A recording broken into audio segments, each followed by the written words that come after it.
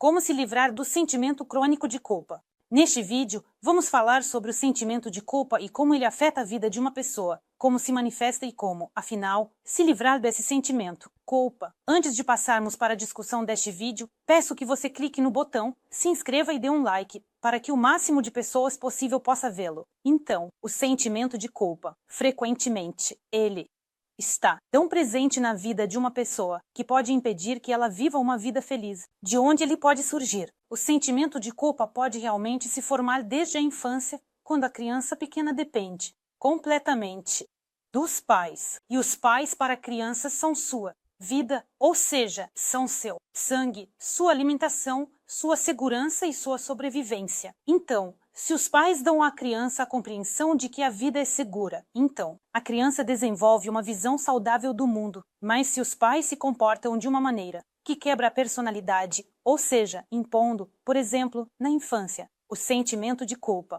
dizendo coisas como: você é ruim, você me deixou triste e assim por diante. A criança cresce com a compreensão de que está fazendo algo errado, e o sentimento de culpa começa a se formar em muitos desde a infância, mas mais tarde se transforma em problemas sérios. Então, agora vamos falar sobre como esse sentimento de culpa pode se manifestar e como reconhecê-lo. E a primeira coisa são as desculpas. Se, por exemplo, você entra no consultório do médico, na sala do professor e diz: desculpe, com licença, posso perguntar algo? Desculpe, com licença, posso entrar? Quando você, antes de perguntar ou saber algo, já se desculpa antecipadamente, pense pelo que você está pedindo perdão. A primeira coisa que indica que você há um enorme sentimento de culpa. É por isso que você se desculpa sem motivo. Além disso, eu não mereço ser feliz. Bem, esse pensamento pode surgir na cabeça, por exemplo, de uma menina ou de um menino, a quem, desde a infância, foi dito esse sentimento de culpa, quando a mãe dizia: você me deixa triste, você agiu assim, eu fiquei muito chateada. E esse tipo de frase fazia a criança viver de forma a não chatear ninguém. Ou seja, ela é aceita apenas se for boa. Se ela faz algo errado, essa criança, então ela é considerada má e não é aceita. Por exemplo, a menina cresce, começa a suportar um marido canalha e não conta para a mãe que está mal. Talvez, até mesmo, o homem levanta a mão, trata-a de forma muito ruim. Por exemplo, se são relações abusivas. A menina tem medo de contar para a mãe sobre isso, para não chatear a mãe, para não sentir ainda mais culpa. Aqui ressoa a ideia de que não se pode defender os próprios interesses. Não se pode ser feliz, não se pode viver uma vida feliz, porque até mesmo esse pensamento é pecaminoso. Ou seja, eu não posso agir como quero, não posso viver esta vida como desejo. Eu devo viver como é esperado, de uma forma que seja boa para os outros, mas não para mim. E no momento em que tento viver minha vida feliz, ou seja, de alguma forma fazer algo por mim mesma, surge imediatamente um sentimento de culpa que me impede de fazer isso. Além disso, outro sinal de que a culpa está profundamente enraizada em você é a agressão. A agressão é, novamente, uma forma de manifestação da culpa. Ou seja, em algum momento, algo não foi dito a alguém. E isso ficou preso no nível do subconsciente em algum lugar profundo da pessoa. E agora essa situação ressoa na vida da pessoa. Ou seja, agora, quando algo semelhante acontece, a pessoa não consegue expressar o que não gosta, não consegue dizer o que não gosta nos relacionamentos, não consegue expressar o que não gosta. Por exemplo, no trabalho, e surge a agressão. A agressão pode não ser apenas física ou algum tipo de grito, mas a agressão pode se manifestar, por exemplo, no julgamento de outras pessoas. Quando a pessoa começa a falar mal dos outros, dos colegas, de alguns próximos, parentes, amigos, como se todos ao redor fossem ruins, é como atacar primeiro, para se justificar, para que não se voltem contra a pessoa que está atacando, transferir algo ruim de si para os outros. Então, todos ao redor são culpados, todos ao redor são ruins, mas eu sou tão bom. Embora, na verdade, a pessoa por dentro tenha tanto medo de que vejam alguns erros, e internamente essa pessoa não se permite cometer nenhum erro. Ela entende que não tem o direito de errar, e isso, novamente, muitas vezes pode vir da infância, quando os pais repreendiam muito por alguma coisa, e a criança cresce e entende: eu não posso, não me é permitido. E de jeito nenhum cometer um erro, caso contrário, não posso fazer algo errado, senão, por exemplo, meus pais me rejeitarão. E isso já é para uma criança pequena, uma vez que é toda a sua vida, porque os pais são sangue e comida, e isso é segurança, e no momento eu posso perder. Tudo isso permanece no nível do subconsciente. Ou seja, quando a pessoa entende que não tem direito ao erro e tem medo de cometê-lo, ela começa a procurar erros, até mesmo os menores deslizes em todos ao seu redor, apenas para que não percebam que em algum lugar essa pessoa errou. E outro indicador é a ansiedade crescente. Ou seja, se você constantemente parece que está tudo bem, mas essa ansiedade, ela cresce. Assim, o subconsciente pode escolher um modelo de canal. Sua culpa se manifesta através da ansiedade. Ou seja, seu subconsciente alivia um pouco sua psique, reduzindo a tensão. Mas se há ansiedade, isso pode ser mais um indicador de que um sentimento de culpa está profundamente enraizado em você. Novamente, a ansiedade pode se manifestar quando eu quero algo, mas algo me impede. E esse conflito interno entre os desejos e entre o que foi formado dentro da pessoa, ou seja, entre as concepções, por exemplo, sobre a vida dos pais. Se, por exemplo, não era permitido gastar, ou seja, era necessário viver, economizando, juntando para algo. Então, por exemplo, essa menina ou menino quer comprar algo para si.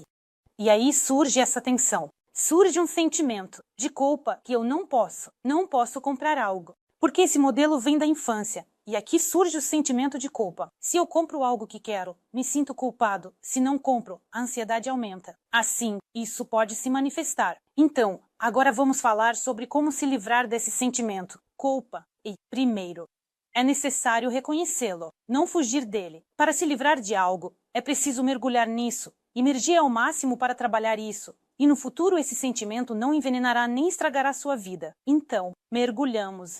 Reconhecemos toda a nossa culpa. Você escreve em algum lugar em um papel no que você se sente culpado. Eu me sinto culpada com minha mãe por não ter correspondido às suas expectativas. Eu me sinto culpada com minha mãe por raramente ligar para ela e visitá-la pouco. Eu me sinto culpada com meu namorado porque agi de certa forma com ele. Assim e assado. Eu me sinto culpada com minha amiga, amigo, avó, avô, com quem quer que seja. Você escreve toda a culpa que você tem. Quando você escreve algo, é uma espécie de terapia. E nesse momento, você pode lidar com muitas coisas mesmo sem a ajuda de outra pessoa, sem um psicólogo. Ou seja, quando escrevemos, estamos totalmente abertos, e nesse momento podem surgir coisas que mentalmente você não alcançaria. Então, escreva toda a sua culpa. Quando você vir essa culpa, ficará claro com o que é necessário trabalhar. Você verá uma imagem real do que está acontecendo com você. O que fazer a seguir? Escolha. Por exemplo, você escreveu o sentimento de culpa. Escolha entre os pontos onde você se sente culpado, o que você pode corrigir neste momento. O que eu posso corrigir? Por exemplo, você magoou sua avó ou avô, disse algo ruim para o namorado ou para a mãe. Ou seja, você pode se desculpar. Agora e começar a agir, pedir perdão àqueles a quem você deve. E é muito importante. Perdoe a si mesmo, ou seja, no momento em que você pede perdão. E, aliás, muitas pessoas têm medo de pedir perdão para não parecerem fracas. A habilidade de pedir perdão mostra que a pessoa é realmente forte, forte de espírito. Portanto, não tenha medo de se desculpar e não tenha medo de reconhecer, em algum momento, seus erros. Você faz essa contribuição não para os outros, mas para si mesmo. Ou seja, para viver de forma qualitativa uma vida melhor e diferente. Então, peça perdão a todos. Nesse momento, perdoe a si mesmo, ou seja, parte do trabalho já foi feito. Você se desculpou com aqueles a quem podia se desculpar. Se são momentos pelos quais você se sentiu culpado, não sufoque mais esse sentimento quando você se entrega a ele, ou seja, permaneça um pouco nele, na sua culpa. Analise, e sim, isso pode ser difícil de imediato. E pode haver uma sensação de retrocesso, ou seja, pode parecer que essa culpa aumentou, mas quando você não resiste a esse sentimento, não tenta fugir dele, então você pode tomar essa emoção sob controle. Você pode aprender a viver com ela e pode sair desse sentimento, culpa, separando onde você está e onde está aquilo que é imposto de fora. E nesse momento, quando você se separa do que foi imposto a você, pode aprender a viver uma vida de qualidade melhor. Portanto, para lidar com a emoção, primeiro é preciso se entregar a ela, mergulhar nela, permanecer nela. E então você pode tomá-la sob controle. Continuando, você estava discutindo algo com seu parceiro e, por exemplo, de repente começou a gritar. Do nada. E agora você sente culpa por ter gritado. Tente entender o que aconteceu naquele momento porque você começou a gritar. Ou seja, parece que o parceiro não lhe disse nada, mas o grito surgiu da sua parte. Por exemplo, vamos analisar este caso. Talvez você não esteja sendo completamente honesto consigo mesmo. Ou seja, você, por exemplo, sentiu um certo esfriamento por parte do parceiro, como se ele estivesse começando a se afastar. E você gritou porque começou a sentir que as emoções e os sentimentos começaram a diminuir um pouco no relacionamento. Então, se formos honestos e lidarmos com nós mesmos, entendemos qual problema precisa ser resolvido. Não é apenas o momento em que você gritou, mas encontrar a razão pela qual isso está acontecendo.